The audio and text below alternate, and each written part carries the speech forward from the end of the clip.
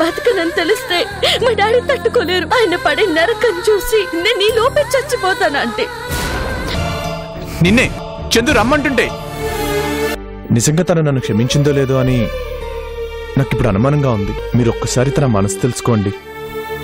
రాజా మీకు పరిచయం అని నాకు తెలుసు, కానీ చందుకు కూడా పరిచయమా?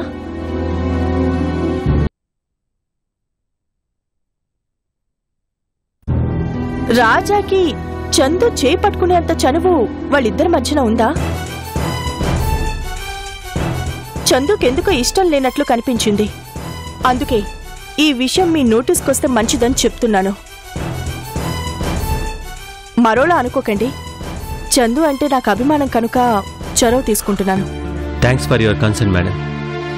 అయితే మీకు ఈ విషయం చెప్పే సందర్భం రాలేదు, దానికేమనుకోకండి. రాజా ఎవరో కాదు, నా అల్లుడు చందు భర్త. వాట్? చందుకి పెళ్ళయిందా? అవును మేడం. చందుకి పెళ్ళి అదే రాజాతోనా? What is surprise! Really I can't believe this. నిజమే మేడం, అనుకోకుండా వాళ్ళిద్దరికి పెళ్లి జరిగింది. ఆ తర్వాత కొన్ని అపార్థాల వల్ల వాళ్ళ రిలేషన్ కంటిన్యూ కాలేదు. కానీ నిన్నే రాజా మా ఇంటికొచ్చి చందుని తీసుకువెళ్తానన్నాడు. బహుశా అదే విషయం రాజా కూడా చందుతో మాట్లాడుంటాడు. అదే మీరు చూసుంటారు. గుడ్. నిజంగా రాజా లాంటి వాడు చందు భర్త అంటే I'm really happy. Okay madam, వస్తాను. ఓకే.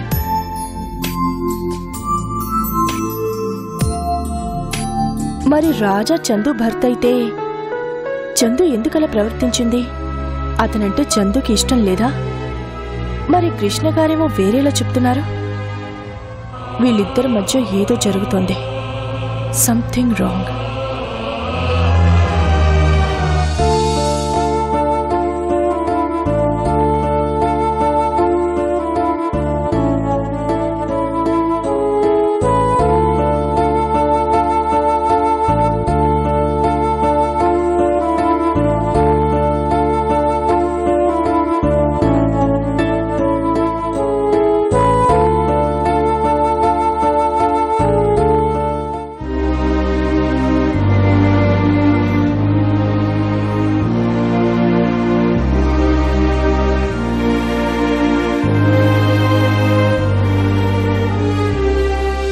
నా తప్పుని క్షమించు. ఒక్కసారి నాతో మాట్లాడు. నీకోసం పిచ్చివాళ్ళ ఎదురు చూస్తున్నాను. ఒక్క క్షణం మాట్లాడటానికి కూడా నేను అర్హుని కానా?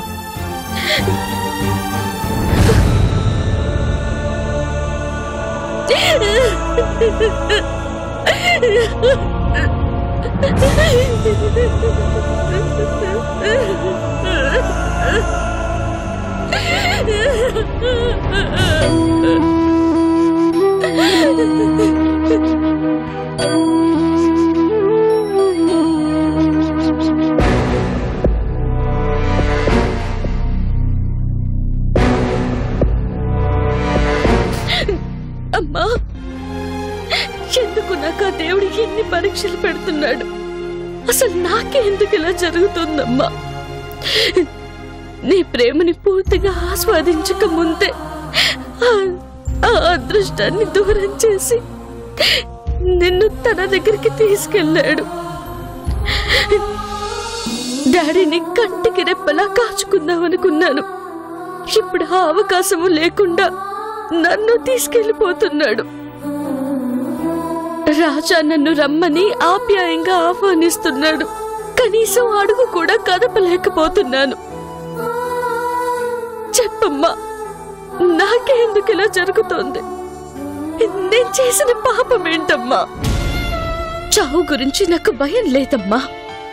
నీ దగ్గరికి రావడానికి, నీతో శాశ్వతంగా ఉండిపోవడానికి నేను సిద్ధం. అది నాకిష్టం కూడా. కానీ డాడీని, రాజాని, పెద్దమ్మని, తాతయ్యని ఇలా నా కోసం తప్పించి ప్రతి మనసుని బాధ పెట్టి ఎలా రానుమ్మా? అమ్మా, నాకు బతకాలనుందమ్మా. ప్లీజ్ నువ్వు దేవుడి దగ్గరే ఉన్నావు కదా, ఆయన అడిగి నీ కన్న కూతురికి ఈ చిన్న వరం ఇప్పించలేవా? ఇది బతకాలనే ఆశ కాదమ్మా, అవసరం. అవునమ్మా, నేను నిన్నేమీ అడగను. నాకు కాస్త జీవితం కావాలి, వీళ్ళందరి రుణం తీర్చుకునే అవకాశం కావాలి. ఎలాగైనా అది నాకు ఇప్పించమ్మా, అది చాలు. ప్లీజ్ అమ్మా, ప్లీజ్ ప్లీజ్ అమ్మా.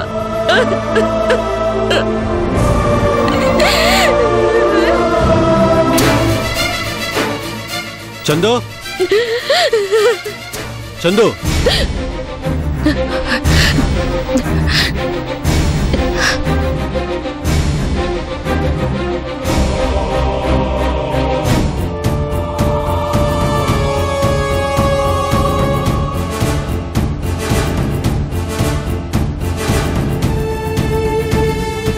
చందు, ఏం డాడీ, ఏమైంది? ఆ మాట నేను నిన్ను అడుగుతున్నాను. ఏమైంది? ఎందుకలా ప్రవర్తిస్తున్నావు? నేనేం చేశాను డాడీ? ఏమీ తెలియనట్టు నటించుకో. రాజా నీకోసం వస్తే నువ్వు చేసిందేంటి? ఎందుకు అతను దూరం చేసుకుంటున్నావు? ఓహో, విషయం అప్పుడే మీదాకొచ్చిందన్నమాట. అవును, అలా రాకుండా చూసుకోవాల్సింది. చిన్న విషయాన్ని కూడా ఎందుకు ఇంత దూరం లాగుతున్నావు? రాజాన్ని ఎందుకు అంత దూరం చేసుకుంటున్నావు? పర్వాలేదు, బాగానే రొచ్చగొట్టినట్టున్నాడు. చందు, రాజా అలాంటి వాడు కాదు. ఎలాంటి వాడో నాకు బాగా తెలుసు. మీ ద్వారా నన్ను దారికి తెచ్చుకోవాలని చూస్తున్నాడు. చందు, తప్పుగా మాట్లాడుతున్నావు. నాకెప్పుడు అలా అనిపించలేదు. అలా అనిపించదు డాడీ. మీరు రాజా మాటలు మాయలో పడిపోయారు. మీరు ఊహల్లో గొప్పగా ఉన్న వ్యక్తి దిగొచ్చి మాట్లాడేసరికి మీకు అతను దేవుళ్లా కనిపిస్తున్నాడు. కానీ అసలు ఇదంతా అతను ఏం ఆశించి చేస్తున్నాడో నాకు అర్థం కావట్లేదు. నాకు అర్థమైంది చందు, నువ్వు రాజాని పూర్తిగా అపార్థం చేసుకుంటున్నావని నాకు అర్థమైంది.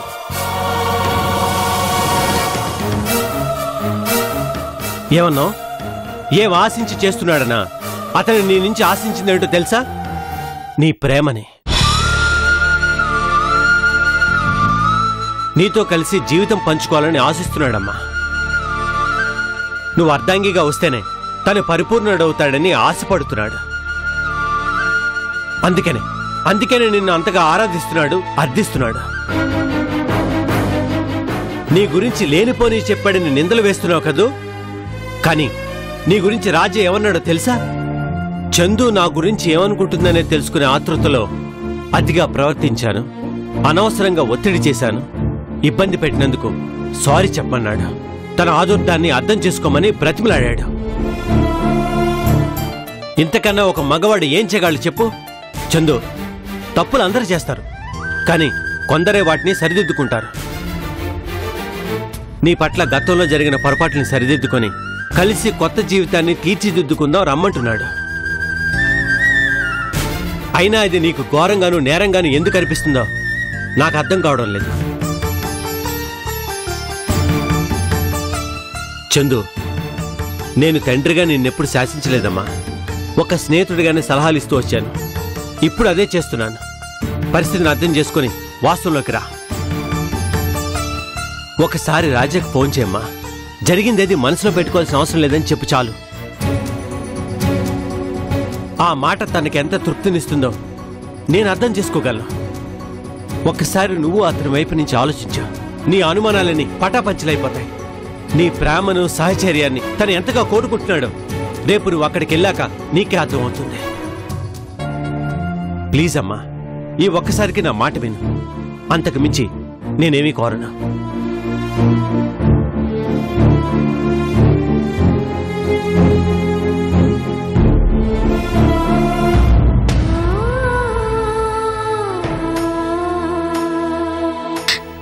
Sorry Raja, I'm very sorry. నిన్ను డాడీని ఇలా ఇబ్బంది పెట్టాల్సి వచ్చినందుకు వెరీ సారీ. కానీ నా చేతుల్లో ఏం లేదు రాజా, నన్ను క్షమించు.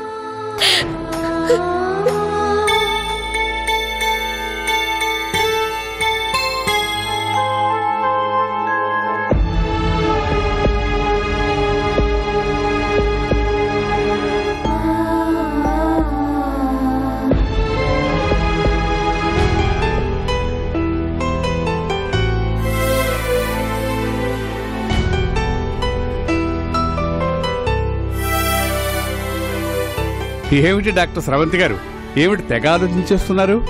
మీ ఆలోచన కాస్త బ్రేక్ చేసి నాకు బ్రేక్ఫాస్ట్ పెట్టే ఆలోచన ఏమైనా ఉందా లేదా?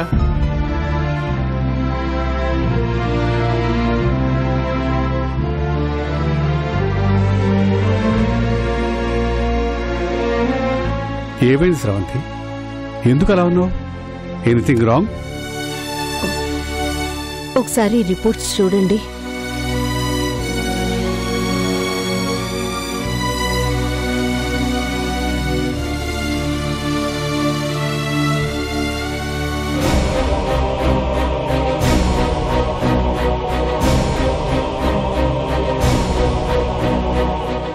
ఎవరివి రిపోర్ట్స్?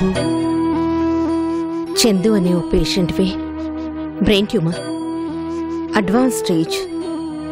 పాపం 3 నెలలకు మించి బతకదండి. Very bad situation.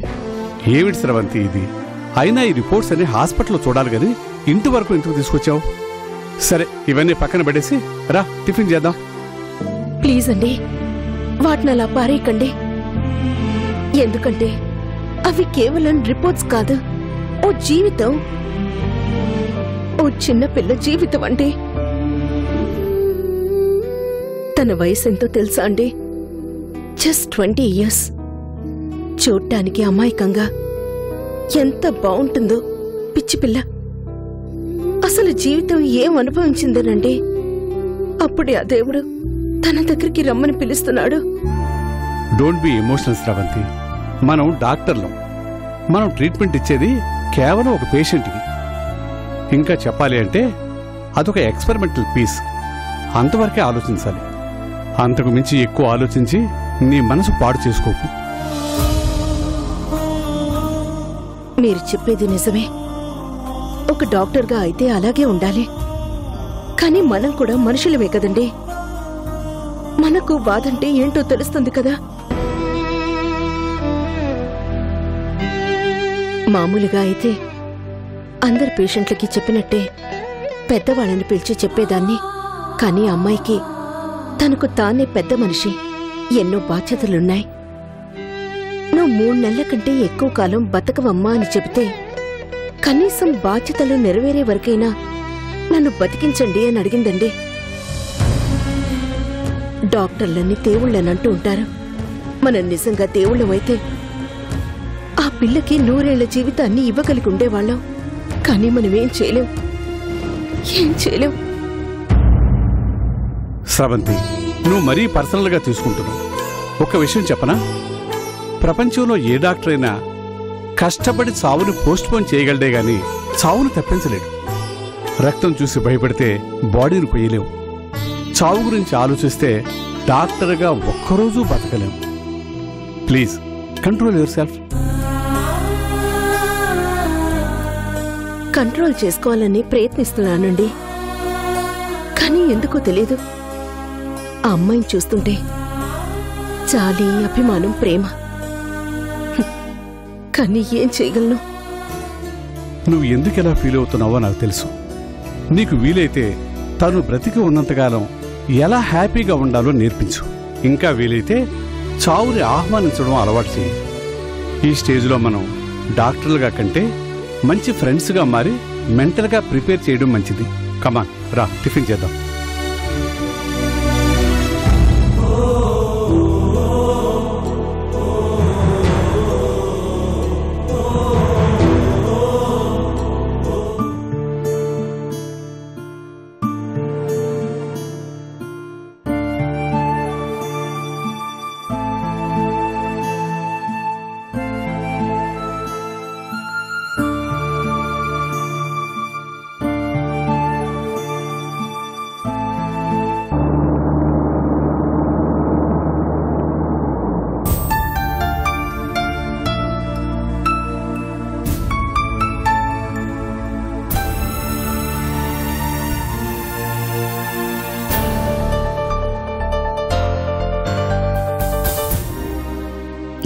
తాతయ్య,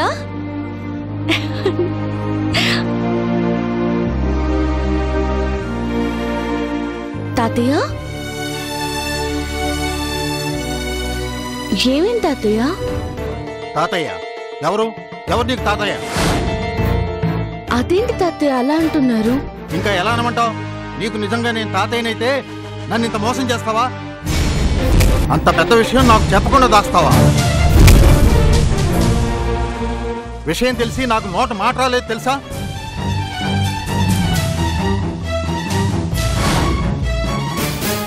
అంటే మీకంతా తెలిసిపోయింది తాతయ్య? నువ్వు చెప్పకపోతే నాకు తెలియదు అనుకున్నావా? ఎందుకు అలా చేశావు? ఆ సంగతి వింటేనే ఊపిరాగినంత పని అయింది. అంటే అది ఆ రోజు నాకు బాగా తలనొప్పిగా ఉంది.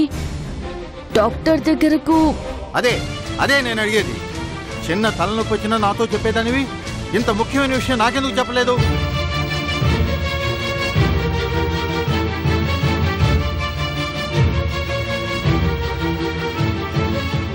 అరే రాజా, నీ భర్త అన్న విషయం నా దగ్గర దాచాల్సిన అవసరమే ఉందమ్మా.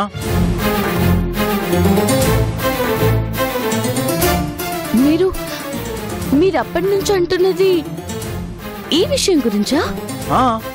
మరి అమ్మయ్యా. అంటే నీకు ఇది చిన్న విషయంలా కనిపిస్తుందా? అలా అని కాదు. ఇంతేనా? ఇలాగే ఇంకేమైనా దాచావా? లేదు, అలాంటిదేం లేదు తాతయ్య. నేను నమ్మను. నీకెందుకో ఈ తాతయ్య పరాయివాడైపోయాడు.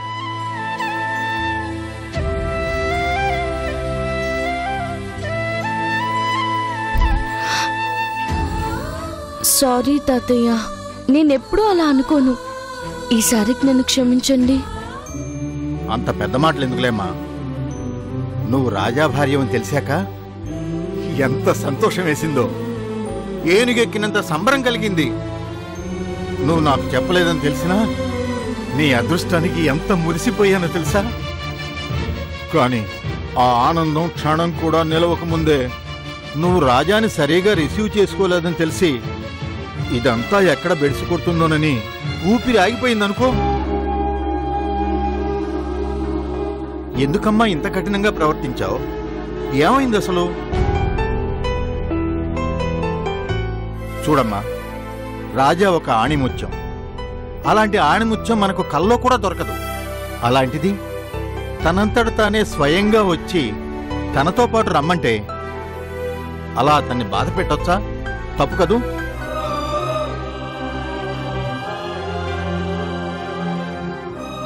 మాట్లాడవేరా? ఏమైంది? ఎందుకు నీకు రాజా అంటే అంత నిర్లిప్తత? మీ ఇద్దరి మధ్య ఏం జరిగింది అసలు? ఏం లేదు సార్. కొన్ని పరిస్థితుల్లో బలవంతంగా చందు మెళ్ళలో తాళి కట్టాడు రాజా. ఆ తర్వాత ఇంతకాలం వీళ్ళిద్దరి మధ్య అపార్థాలు అలా పెరిగిపోయాయి. ఇన్నాళ్లకు మాకు మంచి రోజులు వచ్చాయి అనుకుంటున్నాను. నా కూతురు కోసం తిరిగి రాజా వచ్చాడు అనుకుంటున్నాను.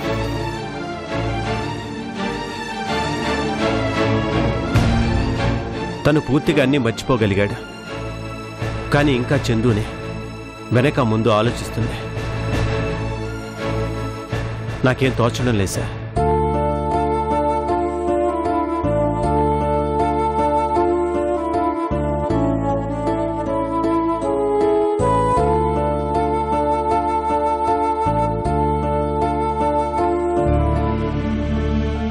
చూడు తల్లి, అవకాశాలు అనుకున్నప్పుడల్లా రావమ్మా. రాజా సమర్థుడు. చిన్న వయసులోనే మంచి స్థాయికి వచ్చాడు. ముఖ్యంగా తన మంచితనంతో ఎవరికీ అందనంత ఎత్తుకు ఎదిగిపోయాడు. అంతటివాడు తల వంచి తన జీవితంలోకి నిన్ను సాదరంగా ఆహ్వానిస్తున్నాడు. ఇంకా ఎందుకమ్మా ఆలోచిస్తున్నావు? నా ఆలోచనంతా నాన్న గురించి తాతయ్య. కృష్ణకేమైందమ్మా? నీలాంటి మంచి కూతురుంది. ఇంకేం కావాలి చెప్పు? నేను లేకుండా పోతే నాన్న ఎలా బతుకుతాడు తాతయ్య? ఎక్కడికి పోతావమ్మా? రాజాది ఇక్కడే కదా. ఎప్పుడంటే అప్పుడు నాన్న దగ్గరికి రావచ్చు. ఇందులో ఏముంది? చాలా ఉంది తాతయ్య. జీవితం అంటేనే అంతుపట్టని పద్మవ్యూహం. అన్నీ అనుకున్నట్లు జరగవుగా. నేనెప్పటికీ ఇక్కడే ఉంటానని గ్యారంటీ ఏముంది? ఎవ్వరికి కనపడినంత దూరంగా వెళ్ళిపోతే నువ్వు అలాంటి అనుమానాలు పెట్టుకుంటే కుదరదమ్మా. నువ్వు ఎక్కడికి వెళ్ళినా మీ డాడీని తీసుకువెళ్ళు. రాజా ఏమనడు, ఏమనుకోడు. లేదు తాతయ్య, నేను వెళ్ళే చోటుకి ఎవ్వరూ రాలేరు. ఇదెక్కడి తిరకాసమ్మా? నీతో రాలేమంటావు, నన్ను తీసుకెళ్ళలేనంటావు. ఇప్పుడేం చేద్దాం మరి? పెళ్లి చేయాలి. ఎవరికి? బా డాడీకి. ఏంటి, కృష్ణకు పెళ్ళా? ఏ తప్ప తాతయ్య? డాడీకి మళ్ళీ పెళ్లి చేస్తే తప్ప? ఆయనలా నేను కూడా లేకుండా ఒంటరిగా బతకాల్సిందేనా? అలా అని కాదమ్మా, కానీ సరే, మరి కృష్ణ ఒప్పుకుంటాడా? ఒప్పించాలి తాతయ్య. కష్టమేమోనమ్మా. అలా అంటే ఎలా తాతయ్య? జయంతి మేడం పెళ్ళొద్దంటే మీరు ఊరుకుంటారా? ఎలాగోలా నచ్చ చెప్తారు కదా, ఇది అంతే. నచ్చ చెప్తూనే ఉన్నానమ్మా, కానీ మొండిఘటం వెందు. తను కూడా నీలాగే ఈ తండ్రి గురించి ఆలోచిస్తుంటుంది. నన్ను ఒంటరిగా వదల్లేకే పెళ్లి వద్దంటుంది. అందుకే తాతయ్య, మనం కలిసి వాళ్ళిద్దరికీ బలవంతంగానైనా పెళ్లి చేద్దాం. ఆ?